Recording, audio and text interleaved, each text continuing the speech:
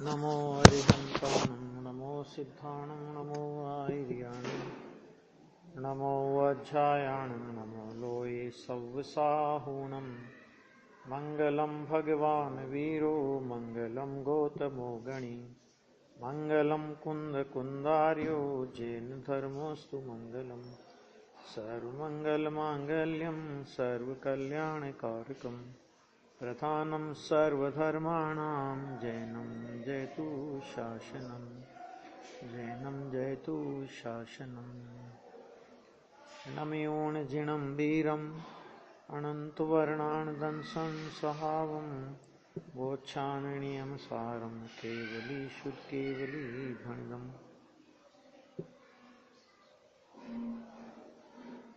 43 गाथा के 7 कलश, उसमें से कल अपन ने 62 नंबर का कलश पढ़ा था। अब 63 नंबर का कलश।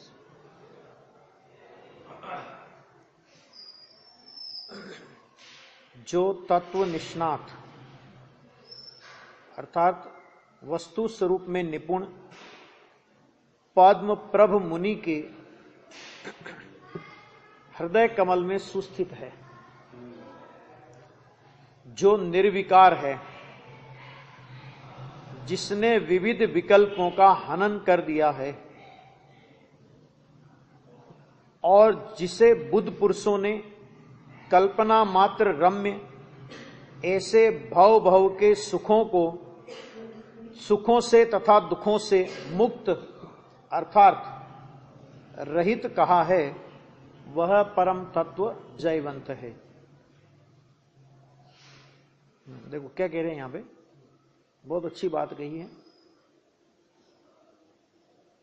कैसा परम तत्व जयवंत है? आचार्य मुनिराज कहते हैं कि हमारे हृदय में, पद्म प्रभ मुनि के हृदय में कैसा तत्व जयवंत है। यानी पद्म प्रभ मुनि ने बात कही तो उनके हृदय में जयवंत है, और ज्ञानियों के हृदय में तो है ही नहीं। सभी माने वो अपनी बात कह करके ये कहना चाह रहे हैं सभी ज्ञानियों के हृदय में ऐसा जयवंत है।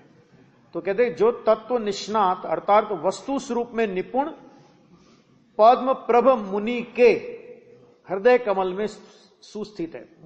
मुनिराज पद्म कमलधारी देव ने क्या विशेषण लगाया अपने खुद के लिए कि जो तत्व निष्णात माने वस्तु स्वरूप में निपुण, एक बात प्रवीण है, तो ऐसे मुनिराज के हृदय कमल में स्थित है। जो निर्विकार है, कैसा तत्व स्थित है? तो जो निर्विकार है, जिसमें विकार रागादि मलिनता अशुद्धता विकृति नहीं है, और जिसमें जिसने विविध विकल्पों का हनन कर दिया है। विविध विकल्प का हनन का मतलब उस स्वभाव में विकल्प है नहीं, अनेक प्रकार के भेद प्रभेद के विकल्प उस स्वभाव में है नहीं, और उसका अवलंबन लिया तो पर्याय में भी नष्ट हो गए। तो जिस स्वभाव में है नहीं तो उसको बोला हनन कर दिया है।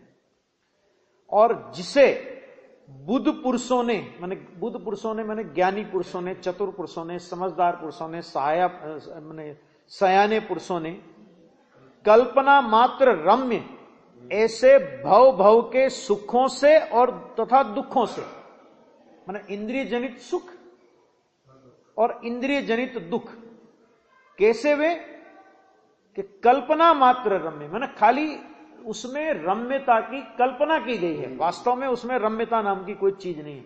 इंद्रिय दुख को तो कोई रम्य मानता ही नहीं है, लेकिन इंद्रिय सुख भी वास्तव में कोई रम्य नहीं है।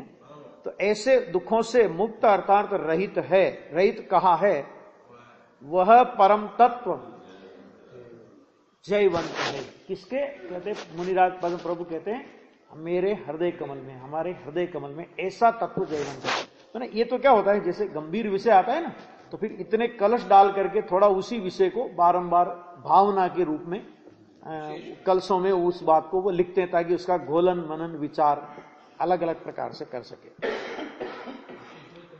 हाँ, अब आगे देखो, बहुत बढ़िया कि जो आत्मा भव्यता द्वारा प्रेरित हो, क्या गजब के शब्द है, भव्यता द्वारा प्रेरित हो अर्थात जिसकी भव्यता का परिपाक आ गया है, संसार का किनारा जिसको आ गया है, भव्यता से प्रेरित हो, वह आत्मा भव से विमुक्त होने के हेतु निरंतर इस आत्मा को भजो। जिसकी भव्यता निकट आ गई है ना, तो वो इस आत्मा को भजो। भव्यता से जो प्रेरित हो तो वो क्या करे कि भव से विमुक्त होने के लिए, माने भव से अगर छूटना है तो। अभी तो छोटे माने अपन कहां कहां लालायित होते हैं, भव से, यहां आचार्य कहते भव से विमुक्त होने के लिए। और मुनिराज तो ये भी जानते हैं ना कि भव कौन सा मिलने वाला है उनको, हैं? उनको तो ये पता है ना, वैमानिक देव में जाने वाले हैं। हाँ, तो भी कहते हैं भव से विमुक्त होने के लिए उस आत्मा ना, वो भव भी हमें नहीं चाहिए। अपनी क्या हालत है, थोड़ी सी अनुकूलता मनुष्य पर्याय में मिल जाए, हाँ थोड़ी सी अनुकूलता मिल जाए, थोड़ा सा मान सम्मान मिल जाए, थोड़ा सा कसाई की मंदता हो जाए, थोड़ा सा ज्ञान का उगाड़ हो जाए, हम चौड़े बाजार सकड़ा। वहीं तक सोच है। यहां कह रहे सभी प्रकार के भाव, कोई भी भाव हो नहीं चाहिए। और यहां थोड़ी सी भाव में अनुकूलता, और उस अनुकूलता का कोई ठिकाना नहीं कि अगले समय वो अनुकूलता रहेगी। अभी अनुकूलता है, पुण्य का उदय, बाहर में अनुकूलता दिखती है, 1 मिनट लगता है पाप का उदय आने में। भाई अनुकूलता प्रतिकूलता जिसे हम बाहर की कहते हैं, वो तो हमारे हाथ में ही ना, वो व्यवस्था तो कर्म की है, उसमें आत्मा का क्या योगदान है। लेकिन उसमें आत्मा फुला फुला फिरता है। वो यहां कह रहे हैं कि भव से विमुक्त होने के लिए क्या करो, निरंतर इस आत्मा को भजो। अगर तुम्हें भव से विमुक्त होना है तो, कि जो आत्मा अनुपम ज्ञान के अधीन है। क्या अनुपम ज्ञान के अधीन है, माने ज्ञानमय है, ऐसा जो सहज गुण मणि की खान है। उसमें क्या है, उसमें गुण ही गुण है, खान है वो तो गुण की। जितने गुण निकालना चाहो, गुण का आश्रय करके जितनी निर्मलता प्रकट करना चाहो करो, वो तो खदान है। खदान में जैसे कोई कमी नहीं होती। ये पत्थर की खदान नहीं कि पता लगा थोड़े सा पत्थर निकला और बाद में मिट्टी मिट्टी, इन खदानों की बात नहीं है। ये ऐसा खजाना है, ऐसी खदान है कि अनंत काल तक अनंत आनंद, अनंत ज्ञान, अनंत अनंत अनंत अनंत अनंत गुणों की अनंत परिणति। सारी परिणतियां सिद्ध को तो अनंत अनंत ही होती है ना। ज्ञान अनंत, दर्शन अनंत, सुख अनंत, सम्यक अनंत, सब अनंत। और कितने गुणों की परिणतियां, अनंत गुणों की परिणतियां। तो अनंत गुणों की अनंत परिणतियां प्रति समय प्रकट होती रहे और अनंत काल तक होती रहे, तो भी अनंत का अनंत बाकी है। पूरा का पूरा अनंत पड़ा है, फिर भी कोई अंत नहीं है उसका। ऐसे गुणमणि की खान है। विचार नहीं आता ना जीव को कि स्वभाव कैसा महिमावंत है, उसका विचार नहीं आता, विचार ही नहीं आता है ना। ये देखो, जो सर्व तत्वों में सार है, ये पहले भी आया 54 नंबर के कलश में। सर्व तत्वों में, मैंने मोक्ष में भी अगर सार देखना है, उसकी जिसकी अपेक्षा से आश्रव बंद पुण्य पाप की तो कौन कथा करे। अरे जिस तत्व को देखने पर हमें मोक्ष भी सार नहीं दिखता। क्यों नहीं दिखता? क्योंकि मुक्ति का खजाना मिल गया। मुक्ति का खजाना गवर्नमेंट अलॉट कर रही हो आपको, सोने की खानान अलॉट कर रही हो, और आप कंप्लीट कंफर्म है कि मिलने वाली है ना। और आप जिस गाड़ी में बैठे और आपकी 4 तोले की चेन सोने की गले में हो, कोई खींच के ले गया, समझना थोड़ा है। अब 10 बजे आपको पहुंचना है और आधे घंटे में पहुंचना है, और अभी 15 मिनट का रास्ता बाकी है खाली, मतलब 15 मिनट आपके पास बाकी है। चाहो तो बोलो पुलिस केस करोगे कि नहीं करोगे? क्यों? अरे 4 तोला सोने की क्या कीमत क्या है वहां, जब खदान मिल रही है ना। तो ऐसे ही मोक्ष, कि क्या मोक्ष की चिंता करूं मैं, मुझे मुक्त स्वरूप मिल गया है। ऐसा सर्व तत्वों में सार है, ये जाना चाहिए। और जो निज परिणति के सुख सागर में मग्न होता है, निज परिणति के सुख सागर में मग्न, कभी सुख सागर से बाहर आया ही नहीं, ऐसा तत्व। ये 64 नंबर। अभी 65 नंबर देखो, निज आत्मा में लीन बुद्धि वाले, क्या कहते हैं यहां पे, निज आत्मा में लीन बुद्धि वाले, एक विशेषण ये दिया, भव से और भोग से परान्मुख, दो चीजों से परान्मुख, भव से परान्मुख और भोगों से परान्मुख, ऐसे हुए है यति। अभी जो दो बातें देखा, अभी जो आत्मा में लीन बुद्धि वाला नहीं है, भव और भोगों से परान्मुख नहीं है, इसमें दो बातें आ गई कि भव और भोगों से परान्मुख कौन हो सकता है, तो जो आत्मा में लीन बुद्धि वाला होगा वो। उससे बढ़िया चीज आत्मा में लीन बुद्धि अगर नहीं हुई उसकी, ठीक है, तो बाहर में भोगों का त्याग कर देगा तो त्याग का अभिमान चढ़ेगा उसे। समझ में आ गया क्या होता है? ये त्याग का अभिमान क्यों आ जाता है? क्योंकि त्याग का अभिमान इसलिए आ जाता है कि उस त्याग के पीछे आत्मा की अनुभूति का बल नहीं होता। अगर आत्मा की अनुभूति का बल हो तो वो ये विचार करेगा कि ये त्याग करने वाला मैं होता कौन हूं, इन परद्रव्यों का संयोग छूटना था, छूट गया, मैंने त्याग किया, ये अभिप्राय खोटा। तो यहां पे कहा कि तो इसलिए जब तक वो निज आत्मा में लीन बुद्धि नहीं होगी ना, तब तक न भोगों से परान्मुख हो सकता है और न भव से परान्मुख हो सकता है। तो जो ऐसा हुआ है, ऐसे के लिए कहते हैं हुए है यति। माने ये उसकी बात नहीं कर रहे हैं जिसको आत्मा में बुद्धि लीन नहीं है, जो भव और भोगों से विरक्त नहीं है ना। यहां तो ऐसा हुआ है, उसे कह रहे हैं हे यति, तू भव हेतु का विनाश करने वाले। अभी भी है ना थोड़ा भव, स्वर्ग आदि में जाएंगे, मनुष्य गति मिलेगी, तो कहते हैं ऐसे भव हेतु माने भव के कारण का विनाश करने वाले, ऐसे इस ध्रुव पद को भज। तू तो इसको भज, औरों को भजने से तुझे क्या मिलने वाला है, तू तो इसको भज। अध्रुव वस्तु की चिंता से तुझे क्या प्रयोजन है? वो तो अध्रुव है। जिस वस्तु की चिंता अज्ञानी करता है वो तो अध्रुव है। तो ये यति को संबोधन किया, तो यति को संबोधन किया तो क्या करे, अपने लिए तो छूट है ना। यति को संबोधन किया तो महाराज के संग वालों को संबोधन किया उन्होंने, अपने लिए थोड़ी बात है।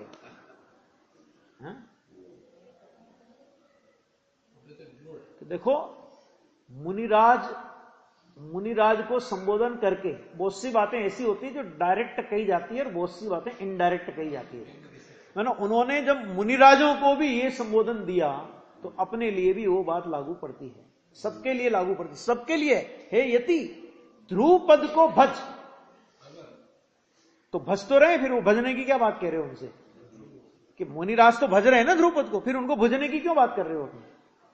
कि भज रहे हो तो विशेष भज, नहीं भज रहे हो तो भज, और भज रहे हो तो विशेष भज। भज का मतलब यहां पे उन्होंने एक बात कही, इसका मतलब जो जिस भूमिका में पड़ा है वहां से आगे बढ़े।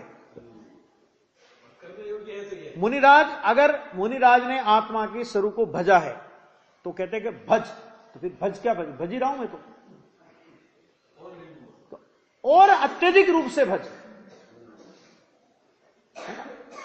समय दृष्टि को कहते हैं कि आत्मा को भज, क्योंकि अगर आत्मा को नहीं भजा होता तो समय दर्शन होता क्या? अब श्रावक दशा के लिए भज, श्रावक को कहते हैं कि आत्मा को भज, तो कहते हैं कि नहीं भजा तो श्रावक दशा होती क्या? तो कहते हैं मुनि दशा के लिए भज। मुनिराज को कहते हैं तो मुनिराज कहें तो उनको कहते हैं केवल ज्ञान के लिए भज। आ गया? जो जिस भूमिका में वहां से उठाते हैं। और अज्ञानी है ना, तो अज्ञानी कहते हैं तुझे भव से मुक्त होना है कि नहीं? तो होना है तो ध्रुव पद को भज। सबके लिए लागू होती बात, चाहे अज्ञानी हो उसको भजने की बात, समय दृष्टि हो उसे अगली भूमिका के लिए भजने की बात, श्रावक हो उसको अगले भूमिका में भजने की बात, मुनिराज हो उसको अगली भूमिका के लिए भजने की बात। आ गया? जो जहां खड़ा है आचार्य देव उसको वहां से आगे उठाना चाहते हैं। आचार्य देव की करुणा है कि जो जहां खड़ा है उसको भी वहां से आगे उठाना चाहते हैं कि तू भज। अध्रुव वस्तु की चिंता से, अध्रुव वस्तु की चिंता से तुझे क्या प्रयोजन है? क्यों? क्योंकि तू अध्रुव वस्तु की चिंता करेगा तो तेरी चिंता करने से वो ध्रुव तो बनेगी। अध्रुव, जो वस्तु अध्रुव है वो तेरी चिंता करने से ध्रुव हो जावे तो तू चिंता कर। अब जब तेरी चिंता करने से वो ध्रुव होने वाली नहीं है तो फिर उस वस्तु की चिंता करने से मतलब क्या है? देखो, दो बातें हैं। दृष्टि के धरातल पर ऐसा निर्णय होना चाहिए। प्रथम दृष्टया दृष्टि के धरातल पर ऐसा निर्णय होता है। ऐसा नहीं होता ज्ञानी हो। अरे भरत चक्रवर्ती, जब तीर्थंकर परमात्मा मोक्ष पधारे, ऋषभदेव भगवान, और भरत चक्रवर्ती को समाचार मिलते ही वो कैलाश पर्वत पर गए। और भरत चक्रवर्ती कैसे, गुरुदेव श्री ऐसा वर्णन करते हैं कि इंद्र तो जिसके मित्र थे। कैसे मित्र के? जैसे अपन लोग बैठते हैं ना, आपस में गपशप लगाते ही नहीं लगाते आपस में बैठ के, कि ऐसे इंद्र उनकी राज्यसभा में गपशप लगाने आता था। और भरत अपने सिंहासन पर इंद्र को दोस्त की तरह अपने सिंहासन पर बैठा करके उससे चर्चा करते थे। उनकी वार्ता होती थी।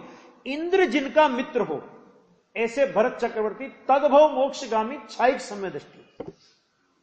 जिस समय तीर्थंकर परमात्मा, ऋषभदेव परमात्मा का मोक्ष हुआ, इंद्र केवल ज्ञान कल्याणक मनाने आए, मोक्ष कल्याणक मनाने आए, और भरत चक्रवर्ती भी उस समय आए। तो भरत चक्रवर्ती की आंखों में से आंसू आ गए।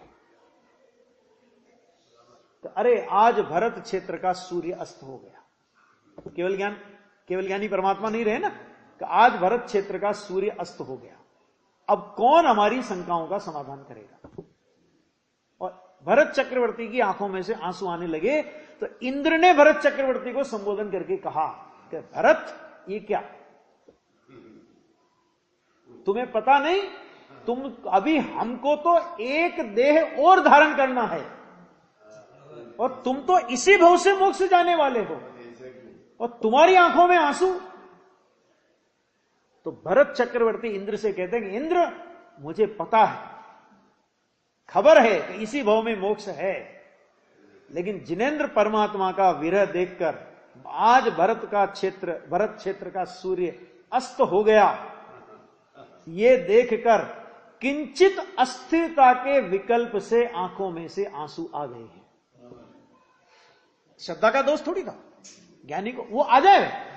तो अब अपन कहेंगे देखो भरत चक्रवर्ती को फिर पता नहीं था कि अध्रुव की चिंता से क्या प्रयोजन है, वो लागू नहीं होगा। माना दो तरह से होते, एक तो अध्रुव को ध्रुव मानता है एक बात, और अध्रुव को ध्रुव बनाता है, तो उसी के उधेड़ गुण में लगा रहता है, ये टिका रहा है, ये टिका रहा है, ये टिका रहा है, ये टिका रहा है, ये टिका रहा है। जो नहीं टिकने वाले पदार्थ हैं उनको टिकाने का प्रयत्न करता है और टिकने वाले पदार्थ की दृष्टि नहीं करता। अब आचार्य भगवान क्या कहते हैं कि जो नहीं टिकने वाले पदार्थ हैं वे तो तेरा कितना भी प्रयत्न तू करे वो टिकने वाले नहीं है। तो फिर करे क्या कि कुछ नहीं कर, अध्रुव को अध्रुव मान ले, उसकी चिंता छोड़ दे। उसकी चिंता छोड़ दे माने ये टिकेगा, ये छोड़ दे, ये नहीं टिकेगा क्योंकि ये अध्रुव है ना। मान्यता के स्तर पे पहले आएगा, और पहले मान्यता के स्तर पर आएगा। अभी हो सकता है चारित्र का दोष रहे, और रहता ही है, रहे नहीं, रहता ही है। रामचंद्र जी लक्ष्मण की मृत देह को 6 महीने तक कंधे पर लेके घूमते रहे, और वो सारे जो नारायण की देह को, उनका जो बलदेव वगैरह जो भी बोलते, क्या नाम था उनका, बलभद्र, तो बलभद्र नारायण की देह को ऐसे 6 महीने तक लेकर के घूमते ही हैं। ये नियोग है और समय दृष्टि। तो फिर उनको पता नहीं था अध्रुव वस्तु की चिंता से क्या प्रयोजन है। हाँ, तो 6 अधिकतम, भाई उनको जो अधिकतम कसाय है अप्रत्याख्यानावरण है। अब वो अप्रत्याख्यानावरण कसाय का उदय है, तो ज्यादा से ज्यादा जो नाच नचाएगी तो वो कसाय 6 महीने तो नचा पाएगी, उससे ज्यादा तो नहीं नचा पाएगी वो। तो अभी उनको अध्रुव वस्तु की चिंता से क्या प्रयोजन है? ये पता नहीं था। फिर भी ऐसा विकल्प आ गया, चारित्र के दोष में ऐसा विकल्प आने पर भी श्रद्धा में कोई कमी नहीं थी। हम माप करते हैं चारित्र की ओर से, और माप होना चाहिए पहले श्रद्धा की ओर से। पहले श्रद्धा में ठिकाना नहीं तो चारित्र से, अब कोई अज्ञानी हो, अब अज्ञानी किसी का वियोग हो जाए, घर परिवार में भी किसी का वियोग हो जाए, सगा संबंधी कोई चला जाए, और अज्ञानी की आंख में एक आंसू ना बहे, और ऐसा हो कि वो तुम्हें और वैराग्य का उपदेश दे, ऐसा हो सकता है कि नहीं हो सकता? ऐसा हो सकता है? हाँ, वही। तो अब हाँ, नियम। तो अब उसको क्या माने अपन? उसको ज्ञानी मान ले कि इसको तो अध्रुव वस्तु की चिंता नहीं, देखो कितना निश्चिंत होगी बैठे हैं कि भाई साहब ये बाहर की चेष्टाओं से अगर माप होता, धर्म का, अधर्म का, पापी का, पुण्यात्मा का, धर्मात्मा का, तो फिर जैन धर्म की जरूरत ही नहीं थी, है ना। तो यहां पर जो बात आई, पहले श्रद्धा के धरातल पर अध्रुव वस्तु की चिंता दूर होती है, और बाद में चारित्र के धरातल पर अध्रुव वस्तु की चिंता, जितनी जितनी स्वरूप स्थिरता बढ़ती है उतनी उतनी वो अध्रुव वस्तु के संबंध में चिंता नहीं रहती। होता है, ज्ञानी को भी आ जाता है। कोई युद्ध करने आया राज्य का, तो अब ज्ञानी अब वो युद्ध करने के लिए ज्ञानी भी तैयार हो गया। वही कौरव पांडव, ज्ञानी मन सीधा सीधा उदाहरण दूं ना, तो कौरव पांडव, तो कौरवों को पांडवों को पता नहीं था कि ये अध्रुव चीज है, लेकिन अभी वो श्रद्धा तक का लेवल था उनका, चारित्र के लेवल में अभी वो बात नहीं आई। तो उस राज्य के लिए लड़ने का परिणाम आया। और युद्ध के बाद जब वैराग्य आ गया और फिर वो जंगल में चले गए, तब क्या हुआ कि तब धधकते अंगारे, लोहे के गहने धधकते हुए वो शरीर में पहना दिए, तो भी 3 पांडव मुनिराजों का उधर विकल्प नहीं गया। 2 को भी विकल्प आया तो खुद का विकल्प नहीं आया। सादरवी मुनिराज, भाई का विकल्प आ जाए तो मिथ्या दृष्टि, भाई कहां है? सादरवी मुनिराज को कैसा होगा, इतने से विकल्प में बंध गए, है ना।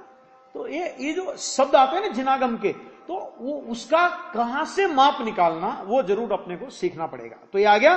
तो आचार्य भगवान क्या कहते हैं कि ध्रुव पद को भज, अध्रुव वस्तु की चिंता से तुझे क्या प्रयोजन है, अर्थात अध्रुव वस्तु की चिंता से कोई प्रयोजन नहीं होना चाहिए। आगे देखो, श्लोकार्थ है फिर अगला 66 नंबर। जो अनाकुल है, कैसा है? अनाकुल है, अच्युत, फुटनोट में दिया है, अस्खलित, निज स्वरूप से न हटा हुआ। तो जो अनाकुल है, जो अच्युत अर्थात अपने स्वरूप से कभी हटा नहीं है, जन्म मृत्यु रोगादि रहित है, जिसका जन्म नहीं, जिसकी मृत्यु नहीं, और जिसमें रोगादि नहीं। रोगादि में सब आ गया, माने शारीरिक अनेक प्रकार की व्याधियां जिसे स्पर्श नहीं करती। क्यों? क्योंकि वो शरीर का परिणाम है, और शरीर ही आत्मा को नहीं छूता, तो शरीर की व्याधियां आत्मा को कहां छुएगी? जन्म और मरण, शरीर का संयोग उसका नाम जन्म, और शरीर का वियोग उसका नाम मरण। ठीक है। तो शरीर का, जब शरीर ही आत्मा को नहीं छूता, तो शरीर के संयोग रूप जन्म और शरीर के वियोग रूप मरण कैसे होगा भैया आत्मा का? तो वो जन्म जरा और रोग आदि से रहित है। फिर क्या? सहज निर्मल सुखामृतमय, सुख रूपी अमृत स्वरूप है। सहज सुख, सुखामृत, सुख अमृतमय, सुख रूपी अमृत स्वरूप है। उस समय, इस समय सार को मैं समरस अर्थात समता भाव द्वारा सदा पूजता हूं। समता भाव द्वारा पूजता हूं। काय के द्वारा पूजता हूं? समय सार की पूजा कैसे होती है? समय सार की पूजा 8 द्रव्यों से नहीं होती। समय सार माने शुद्धात्मा की पूजा, वो 8 द्रव्यों से नहीं होती। शुद्धात्मा की पूजा शुद्धात्मा के जैसी परिणति प्रकट करके, शुद्धात्मा कैसा है? समभाव स्वरूप है, तो समभाव परिणति प्रकट हुई, उसका नाम शुद्धात्मा की पूजा। ठीक है, हाँ, ये उसका नाम है पूजा। मुनिराज ऐसी पूजा करते हैं, आत्मा की ऐसी पूजा मुनिराज करते हैं। सारे ज्ञानी ऐसी पूजा करते हैं, 24 घंटे वो पूजा चलती उनकी। जितनी स्वरूप परिणति अंदर ढली, जितनी निर्विकल्प परिणति प्रकट हुई, उतनी शुद्धात्मा की पूजा हर समय चल रही है। आ गया? भगवान की पूजा तो एक निश्चित टाइम होता है, अष्ट द्रव्य होते हैं, अनेक प्रकार के संकल्प विकल्प होते हैं। जल चढ़ाया कि चंदन चढ़ाया, गलती से चंदन चढ़ गया जल की जगह, उसमें अनेक प्रकार के संकल्प विकल्प रहते हैं साथ में, स्थूल उपयोग है। ये समता भाव द्वारा जिनेन्द्र पर जिन स्वरूप भगवान आत्मा की पूजा मुनिराज करते थे, कैसे करते हैं? तो उस समय सार को मैं समस्त समता भाव द्वारा सदा सदा पूजता हूं। ये लिखा है, सदा पूजता हूं, ये लिखा है। सदा पूजता हूं मैंने 24 घंटे। कोई स्थिति हो जो शुद्धता का परिणमन है, वो परमात्मा की पूजा ही है। निश्चय से वही वास्तव में भगवान आत्मा की पूजा है। 66वां 67 इस प्रकार पहले निजज्ञ सूत्रकार ने, देखो शब्द क्या प्रयोग किया, कुंद कुंद आचार्य के लिए क्या क्या शब्द का प्रयोग किया। इस प्रकार पहले निजज्ञ, निजज्ञ माने निज स्वभाव के ज्ञाता, अपने आत्म स्वरूप को जानने वाले सूत्रकार ने, अर्थात आत्मज्ञानी सूत्रकर्ता श्रीमद् भगवत कुंद कुंद आचार्य देव ने जिस निजात्म तत्व का वर्णन किया है। आ गया? किया ना पहले जो अभी अपनी गाथा आ गई ना, 38 नंबर की गाथा से लगा करके 43 नंबर की गाथा आई, तो उसमें क्या किया आचार्य भगवान ने? निजज्ञ सूत्रकार भगवान ने जिस जिस निजात्म तत्व का वर्णन किया है और जिसे जानकर भव्य जीव मुक्ति को प्राप्त करता है। क्या करता है भव्य जीव? मुक्ति को प्राप्त कर, जिसे जानकर माने श्रद्धा ज्ञान आचरण, इन तीनों को जानकर बोलते हैं। जानकर का मतलब अकेला जानना नहीं है, जानने का मतलब श्रद्धा ज्ञान और जानना, अनुभव। तो इन तीनों को ज्ञानमय तत्व की अनुभूति स्वरूप, श्रद्धा स्वरूप और आचरण स्वरूप परिणाम, तो इसको बोलते हैं जानन क्रिया। ठीक है? तो कहते हैं मुक्ति को प्राप्त करता है। उस निजात्म तत्व को उत्तम सुख की प्राप्ति के हेतु मैं भाता हूं। आ गया? इसका मतलब दो बातों का नक्की हो गया। देखो, जिसे जानकर भव्य जीव मुक्ति को प्राप्त करता है, और आचार्य कहता है कि इसलिए मैं उसे भाता हूं। इसका मतलब क्या हुआ कि ये नक्की है कि मैं भव्य हूं। बहुत से लोग बोलते हैं हम भव्य हैं कि नहीं है, हमारी मुक्ति होगी कि नहीं होगी, हमारे अनंत भव केवल ज्ञानी ने नहीं देखे ना। जिसे अपने भव्य अभव्य की शंका हो, जिसे अभी अपने मुक्ति का संदेह हो, अभी उसे हम क्या बोलें? आचार्य कहते हैं कि भाई उस निजात्म तत्व को उत्तम सुख की प्राप्ति हेतु मैं भाता हूं। मतलब आचार्य कहते हैं कि मैं भव्य हूं और उस उत्तम सुख की प्राप्ति के लिए जिस उत्तम तत्व का स्वरूप, जिस निज तत्व का स्वरूप सूत्रज्ञ कुंद कुंद आचार्य ने कहा। इसका मतलब क्या हुआ कि कुंद कुंद आचार्य ने जिस तत्व का स्वरूप कहा, वे उस तत्व के ज्ञाता थे। सुनी सुनाई नहीं कहते थे, भगवान की वाणी सुनी या सिमंदर भगवान की सुन के आगे इसलिए हमको सुना दिया, ऐसा नहीं। वे स्वयं सूत्रज्ञ माने उसके ज्ञाता थे और उन्होंने वर्णन किया। और उन्होंने वर्णन किया तो फिर क्या वर्णन, उस तत्व का वर्णन करके क्या बात आई? तो उसे भाने वाला मुक्ति को प्राप्त करता है भव्य। तो मैं भी ये काम करता हूं, ये काम करता हूं, मतलब मैं भव्यों की टोली में हूं, अभव्यों के साथ, अभव्यों की श्रेणी में मेरा नाम नहीं है। ये स्पष्ट रूप से मुनिराज घोषणा कर रहे हैं, है ना? हाँ, अब इसके बाद देखो ये भी परमात्म तत्व कैसा है? आदि, अंत रहित। क्या कहा? परमात्मा तत्व कैसा? तो उन्होंने कहा आदि अंत रहित, अर्थात ना तो जिसकी शुरुआत हुई और ना जिसका कभी अंत होगा, यानी अनादि अनंत। आदि अंत रहित अर्थात अनादि अनंत। फिर क्या कहा? दोष रहित है, तो जिसमें कोई दोष नहीं है, निर्दोष तत्व है। एक दूसरी बात, फिर ये सब वही गाथाओं की वही बोल रिपीट कर रहे हैं वापस। निर्द्वंद है माने जिसमें कोई द्वैतपना नहीं है, ये पहले चर्चा आ चुकी गाथा में। और अक्षय माने जिसका कभी क्षय नहीं होने वाला। अपन कहते हैं भाई पड़ी पड़ी तो हर चीज खराब होती है, सबका टाइम आता है कि नहीं? तो ऐसे ही पढ़ा पढ़ा भगवान आत्मा खत्म तो नहीं हो जाएगा कि अक्षय है भैया, अक्षय, इसकी सत्ता कभी क्षय नहीं होती। अनादि अनंत कह दिया, अक्षय कह दिया, कभी नाश नहीं होगा। फिर क्या कहते हैं? विशाल उत्तम ज्ञान स्वरूप है। विशाल उत्तम ज्ञान स्वरूप, सब विशेषण है ना? जगत में जो भव्य जन तत्व तो ऐसा है, तुम मानो तो भी ऐसा है, नहीं मानो तो भी ऐसा है, आज मानो तो ऐसा है, अनंत काल के बाद मानो तो ये मानना पड़ेगा। ठीक है? स्वरूप ये है। तो जगत में जो भव्य जन उसकी भावना रूप परिणमित होते हैं।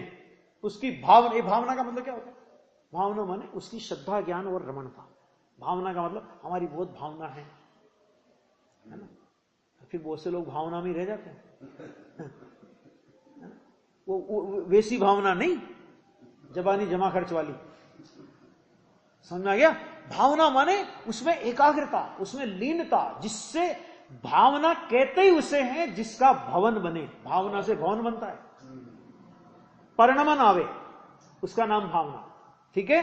तो वो कहते हैं कि ऐसे तत्व की जगत में जो भव्य जन उसकी भावना रूप परिणमित होते हैं, अर्थात उसकी श्रद्धा करते हैं, उसका ज्ञान करते हैं, उसमें एकाग्रता करते हैं, उसकी लीनता, उसमें लीनता करते हैं, यानी सम्यक दर्शन ज्ञान चारित्र, ये आत्मस्वरूप की भावना है। विकल्प से भावना करना वो आत्मस्वरूप की भावना नहीं है। फिर क्या कहते हैं? वे भवजनित दुखों से दूर ऐसी सिद्धि को प्राप्त करते हैं। क्या कह रहे हैं?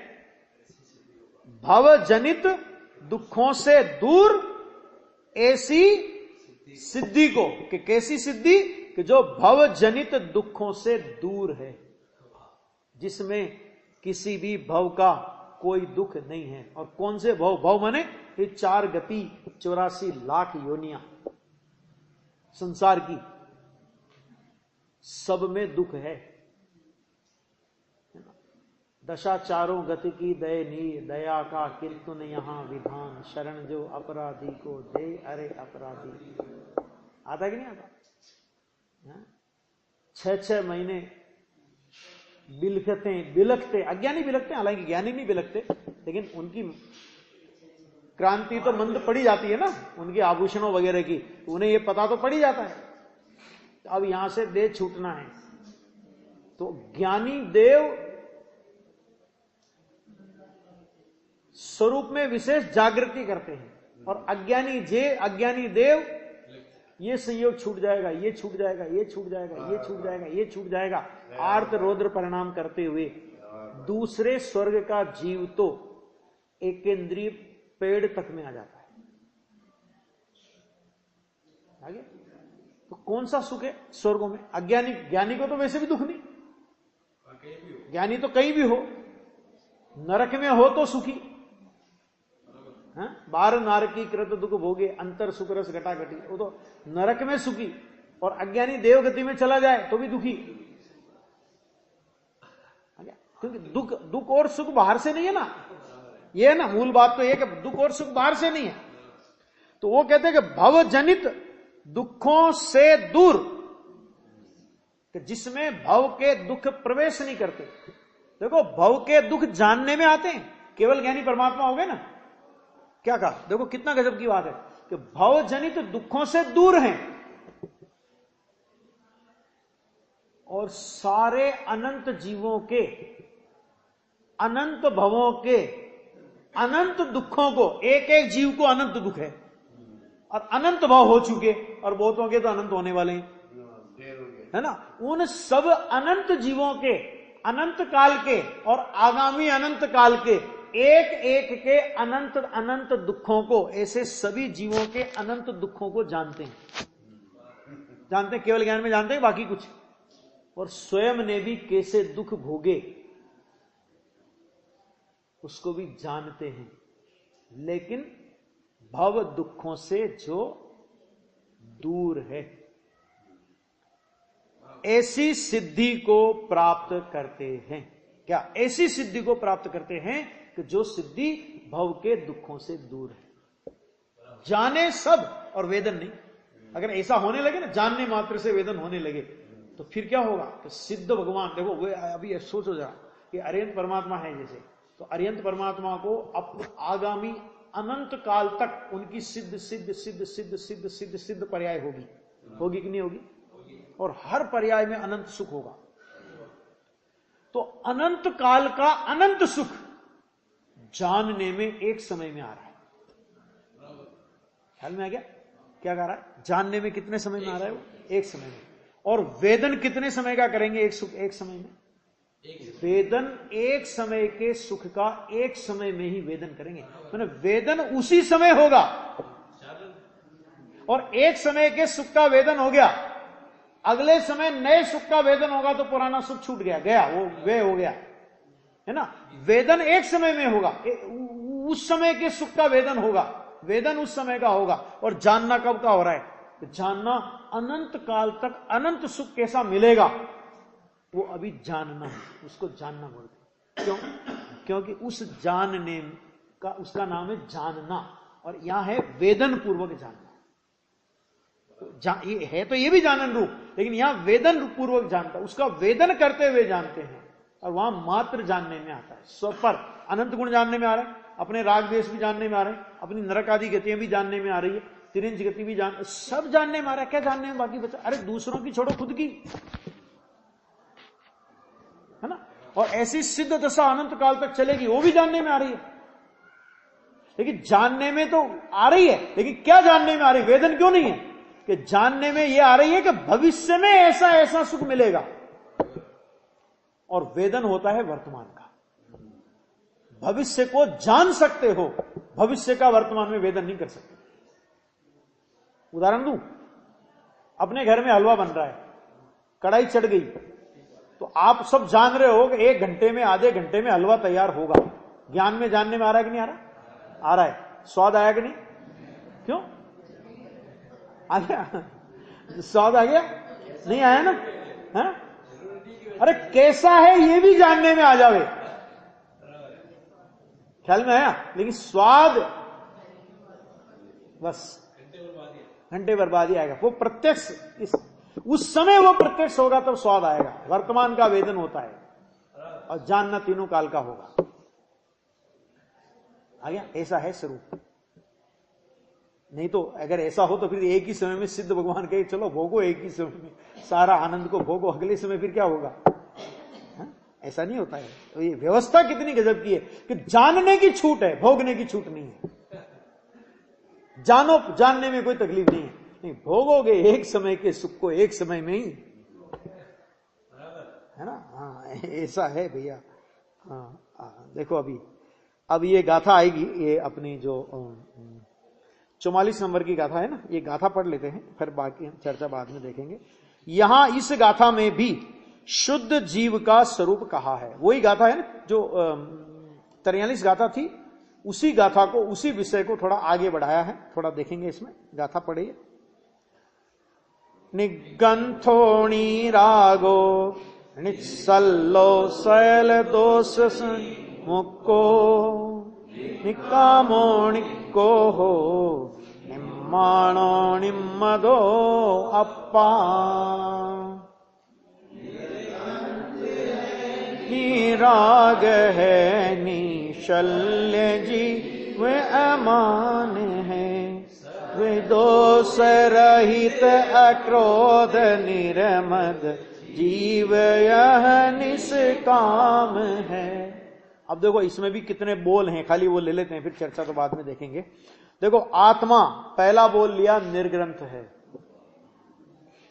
वो मुनिराज की निर्ग्रंथता की बात नहीं है, आत्मा निर्ग्रंथ है, वो बाद में चर्चा करेंगे। एक नंबर का बोल। दूसरा बोल लिया निराग है, तीसरा बोल लिया निशल्य है, चौथा बोल लिया सर्व दोष विमुक्त है, पांचवा बोल निष्काम है, निष्काम, छठा बोल निष्क्रोध, सातवां निर्माण और आठवां निर्मद। 8 बोल स्वरूप इस शुद्धात्मा को समझे।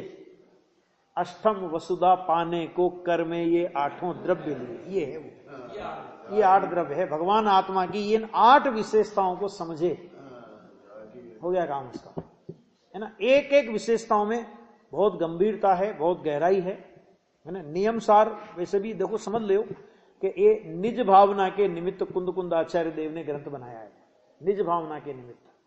तो वास्तव में आचार्य कुंद कुंद जिस ग्रंथ को निज भावना के निमित्त बनावे, वो ग्रंथ कोई साधारण ग्रंथ नहीं हो सकता है।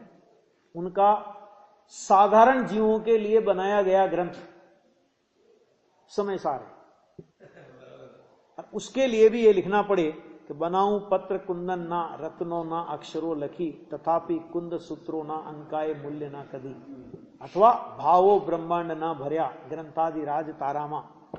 ठीक है, तो नियम सार तो उससे भी उत्कृष्ट क्वालिटी का ग्रंथ है, इसलिए इसमें और भी इसकी विस्तार से चर्चा है। ये बोलो कि वो अपन लेते हैं बाद में।